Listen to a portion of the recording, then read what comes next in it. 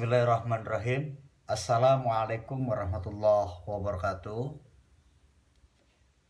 Selamat siang para siswa dan siswi yang hari ini telah melaksanakan tugas PKL. Mudah-mudahan selalu berada dalam bimbingan dan rahmat Allah Subhanahu wa taala. Untuk kali ini Bapak akan membacakan soal PTS penilaian tengah semester pelajaran PAI Pendidikan Agama Islam, khususnya untuk kelas 11 jurusan OTKP, BDP, TKJ, dan TBSM. Nah, untuk soal PTS kali ini Bapak akan memberikan soalnya melalui YouTube, yang mana YouTube ini kalian harus simak soal yang ada di dalam YouTube yang Bapak kerjakan hari ini. Nah, di PTS kali ini Bapak memberikan soal 15 jawaban pilihan atau ganda A sampai E, lalu soal esai ada 5. Tugasnya pertama adalah kalian mencatat soal lalu menjawab kunci jawabannya. Langsung aja, soal yang pertama adalah pilihan ganda. 1.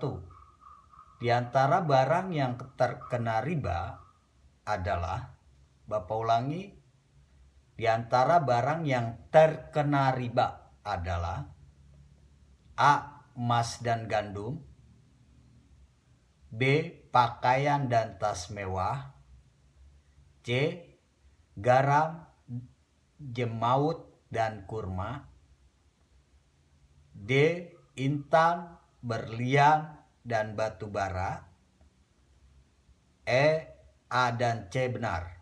Sekali lagi Bapak ulangi, di antara barang yang terkena riba adalah A. Emas dan gandum, B. Pakaian dan tas mewah, C. Garam, jemaut, dan kurma, D. Intan, berlian, dan batu bara, E. A dan C benar. Itu soal nomor 1, pilihan ganda. Lalu soal nomor 2, akad yang terjadi karena pertukaran benda sejenis tanpa diketahui sama atau tidak timbangannya adalah pengertian dari A. Jual, B. Beli, C. Riba, D. Syariah, E. Konvensional. Sekali lagi Bapak ulangi soalnya. Akad yang terjadi karena pertukaran benda sejenis tanpa diketahui sama atau tidak timbangannya adalah pengertian dari A. Jual, B. Beli, C. Riba, D. Syariah, E. Konvensional. Lalu soal yang ketiga, asuransi syariah adalah asuransi yang memiliki landasan saling menanggung atau saling menjamin, mengandung pemahaman saling memikul atas dasar tolong menolong dalam kebaikan, dengan cara masing-masing mengeluarkan dana terbaru atau dana ibadah, yang bukan termasuk di antara yang membedakan antara asuransi syariah dan asuransi biasa adalah A. Asuransi syariah tidak ada dewan pengawas, sedangkan asuransi biasa ada dewan pengawas. B. akad pada asuransi syariah berdasarkan tolong-menolong, bukan akad jual beli. C. Kepemilikan dana pada asuransi syariah merupakan hak peserta. Yang D. Klaim pada asuransi syariah diambil dari rekening nasabah. Sejak awal nasabah sudah mengikhlaskan. Ada sebagian dana dipakai untuk tolong-menolong. Lalu E. Pada asuransi biasa atau konvensional, seluruh keuntungan menjadi milik perusahaan. Bapak ulangi, soal pilihan ganda nomor 3. Asuransi syariah adalah asuransi yang memiliki landasan saling menanggung atau saling menjamin, mengandung pemahaman saling memikul atas dasar tolong-menolong dalam kebaikan, dengan cara masing-masing mengeluarkan dana terbaru atau dana ibadah, yang bukan termasuk di antara yang membedakan antara asuransi syariah dan asuransi biasa adalah A. Asuransi syariah tidak ada dewan pengawas, sedangkan asuransi biasa ada dewan pengawas. Lalu B. Akad pada asuransi syariah berdasarkan tolong-menolong, bukan akad jual beli. Yang C. Kepemilikan dana pada asuransi syariah merupakan hak peserta. Yang D. Klaim pada asuransi syariah diambil dari rekening nasabah. Jadi klaim pada asuransi syariah diambil pada rekening nasabah. Sejak awal nasabah sudah mengikhlaskan. Ada sebagian dana dipakai untuk tolong-menolong. E. Pada asuransi biasa atau konvensional, seluruh keuntungan menjadi milik perusahaan. Lalu nomor 5 pilihan ganda, menjual sistem ijon atau barang yang belum jelas dan menjual air mani atau sperma binatang jantan karena tidak diketahui kadarnya dan tidak ada serah terima merupakan bagian dari A. Bentuk-bentuk jual beli, B. Jual beli terlarang dan tidak sah, C. Jual beli goror, D. Jual beli sah tapi terlarang, E. Bentuk hukum jual beli. Bapak ulangi soalnya. Menjual sistem ijon atau barang yang belum jelas dan menjual air manis atau sperma binatang jantan karena tidak diketahui kadarnya dan tidak ada serah terima merupakan bagian dari A. Bentuk-bentuk jual beli, B. Jual beli terlarang dan tidak sah, C. Jual beli goror, D. Jual beli sah tapi terlarang, E. Bentuk hukum jual beli. Lalu soal nomor 6 pilihan ganda, yang bukan termasuk syarat sah penjual dan pembeli adalah A. Balik, B. Berakal, C. Atas kehendak sendiri, D. Syirka, E. Tasawuf. Ulang soalnya. Yang bukan termasuk syarat sah penjual dan pembeli adalah A. Balik, B. Berakal, C. Atas kehendak sendiri, D. Syirkah, E. Tasawuf. Lalu soal nomor 7. Riba yang disebabkan karena utang piutang yang dikenakan bunga tinggi, semisal jika meminjam uang saat mengembalikannya, ditambah dengan bunga sebesar 10%. Maka tambahan 10% tersebut dinamakan riba Hal tersebut merupakan macam riba. A. Riba iyad. B. Riba fadli. C. Riba qardi. D. Riba nasi'ah. E. Riba nafas. Bapak ulangi soalnya. Riba yang disebabkan karena utang piutang yang dikenakan bunga tinggi. Semisal jika meminjam uang saat mengembalikannya ditambah dengan bunga sebesar 10%, maka tambahan 10% tersebut dinamakan riba. Hal tersebut merupakan macam riba. A. Riba iyad. B. Riba fadli. C. Riba qardi. D. Riba nasi'ah. E. Riba nafas. Lalu soal nomor 8. Upaya untuk mendapatkan keuntungan dalam usaha atau bisnis merupakan sesuatu hal yang lazim, asalkan menggunakan cara-cara yang benar. Di antara proses dan cara yang tidak benar dalam mengambil keuntungan ialah: A. Tidak ada akad jual beli antara pembeli dan penjual. B. Tidak menimbun barang atau komoditas vital yang dibutuhkan masyarakat. C. Tidak melampaui batas dalam mengambil keuntungan. D. Tidak memotong jalur distribusi untuk menimbun barang sehingga harga barang menjadi naik. E. Tidak mengurangi dan mempermainkan takaran atau timbangan.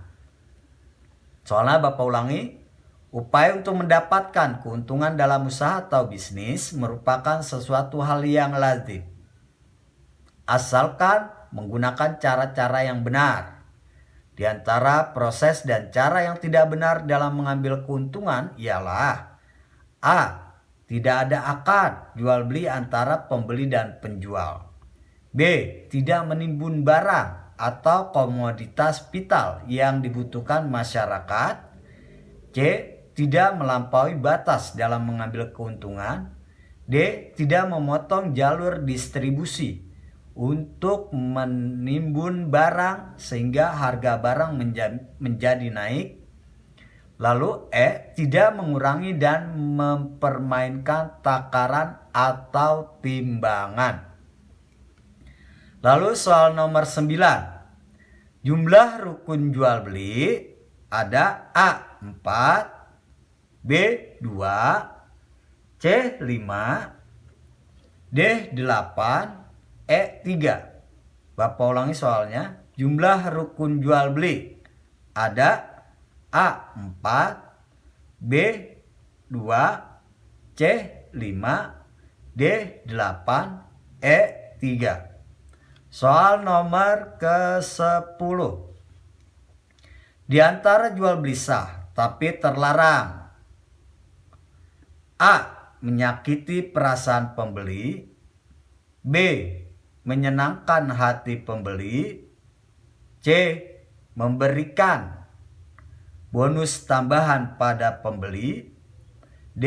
Jual beli yang dilakukan pada waktu akan menunaikan sholat Idul Fitri. E. Membeli atau menjual barang yang sedang tidak ditawar oleh orang lain. Soalnya Bapak ulangi, di antara jual beli sah tapi terlarang adalah: A. Menyakiti perasaan pembeli. B. Menyenangkan hati pembeli. C. Memberikan bonus tambahan pada pembeli. D. Jual beli yang dilakukan pada waktu akan menunaikan sholat Idul Fitri. E. Membeli atau menjual barang yang sedang tidak ditawar oleh orang lain. Lalu soal yang ke-11, pilihan ganda. Yang menjadikan landasan hukum tentang jual beli terdapat pada Quran, surat dan ayat berapa? A. Al-Imran 123. B.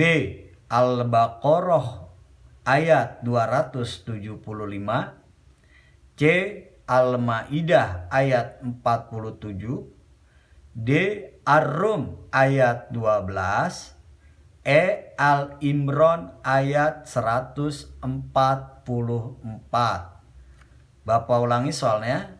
Yang menjadikan landasan hukum tentang jual beli terdapat pada Quran surat dan ayat berapa? A. Al-Imran ayat 123, B. Al-Baqarah ayat 275, C. Al-Maidah ayat 47, D. Ar-Rum ayat 12, E. Al-Imran ayat 144. Lalu soal selanjutnya nomor 12. Dalil yang menjadi landasan ekonomi Islam terdapat pada Quran surat dan ayat. A. An-Nisa ayat 29, B. An-Nahl ayat 29, C. An-Nisa ayat 11, D. Al-Maidah ayat 77, E. Al-Baqarah ayat 183. Soalnya Bapak ulangi, dalil yang menjadi landasan ekonomi Islam terdapat pada Quran surat dan ayat berapakah? A. An-Nisa ayat 29, B. An-Nahl ayat 29, C. An-Nisa ayat 11, D. Al-Maidah ayat 77, dan E. Al-Baqarah ayat 183. Soal ke-13 pilihan ganda. Tidak memotong jalur distribusi untuk menimbun barang yang mengakibatkan harga barang menjadi naik adalah bagian dari A. Akhlak ekonomi Islam, B. Hukum jual beli, C. Jual beli terlarang dan merugikan orang lain, D. Bagian untuk mensejahterakan masyarakat Islam, E. Anjuran dalam perdagangan globalisasi.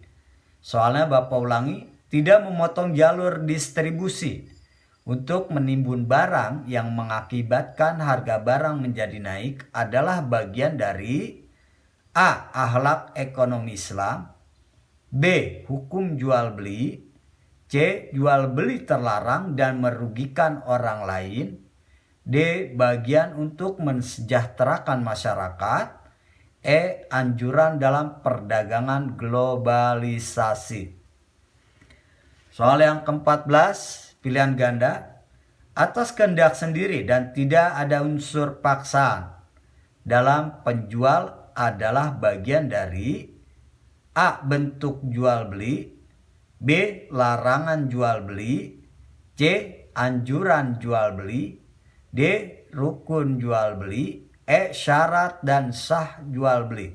Bapak ulangi, atas kehendak sendiri dan tidak ada unsur paksaan dari penjual adalah bagian dari A. Bentuk jual beli, C. Anjuran jual beli, B. Larangan jual beli, D. Rukun jual beli, E. Syarat sah jual beli. Jadi tidak ada unsur paksaan dari penjual ya. Soal nomor 15. Masa memilih untuk melanjutkan transaksi atau membatalkan agar tidak terjadi penyesalan dalam transaksi. Di antara penjual dan pembeli disebut A. Bentuk jual beli, B. Khiyar, C. Riba, D. Ghanimah, E. Gharar. Sekali lagi Bapak ulangi soalnya. Masa memilih untuk melanjutkan transaksi atau membatalkan agar tidak terjadi penyesalan dalam transaksi. Di antara penjual dan pembeli disebut A. Bentuk jual beli, B. Khiyar, C. Riba, D. Ghanimah, E. Gharar. Nah itu soal pilihan ganda. Jadi PTS kali ini Bapak hanya ngasih 15 soal pilihan ganda. Lalu lanjut ke soal esai. 1. Jelaskan pengertian dari Al-Quran dan hadis. Nomor 1, soal esai. Jelaskan pengertian dari Al-Quran dan hadis. Nomor 2, tuliskan Quran surat An-Nisa ayat 29 beserta artinya terkait dengan landasan ekonomi Islam. Soal nomor 2, esai. Tuliskan Quran surat An-Nisa ayat 29 beserta artinya terkait dengan landasan ekonomi Islam. Soal nomor 3. Tuliskan pengertian dari riba, khiyar, dan goror. Dan sebutkan ada berapakah macam-macam riba tersebut. Bapak ulangi soal nomor 3. Tuliskan pengertian dari riba, khiyar, dan goror. Dan sebutkan ada berapakah macam-macam riba. Soal nomor 4. Apa itu filsafat, fikih, dan ilmu tasawuf? Jelaskan. Soal nomor 4. Apa itu filsafat, fikih, dan ilmu tasawuf? Jelaskan. Soal nomor 5. Pusat peradaban Islam pada abad pertengahan. Siapakah tokoh yang mendirikan kota Baghdad dan berdiri pada tahun berapakah? Bapak ulangi soal nomor 5. Pusat peradaban Islam pada abad pertengahan. Siapakah tokoh yang mendirikan kota Baghdad dan berdiri pada tahun berapakah? Itu saja soal PTS yang kalian harus kerjakan. Yang pertama adalah kalian simak. Yang kedua kalian catat soal dan kunci jawabannya. Nah, untuk pilihan ganda PTS kali ini 15 soal dan esai 5 soal. Bagi yang sudah mengerjakan, silakan catatannya di-share, dikirim ke nomor WA Bapak 085885827771. Ya. Jangan sampai tidak mengerjakan karena ini adalah PTS, penilaian tengah semester. Mungkin itu saja soal yang Bapak bacakan, yaitu pilihan ganda dan esai. Mudah-mudahan kalian sehat, kalian kuat, kalian dapat melaksanakan aktivitas sebagai siswa yang baik dan menjalankan tugas dengan benar. Kurangnya mohon maaf. Wallahu muwaffiq ila aqwamit thoriq. Wassalamualaikum warahmatullahi wabarakatuh.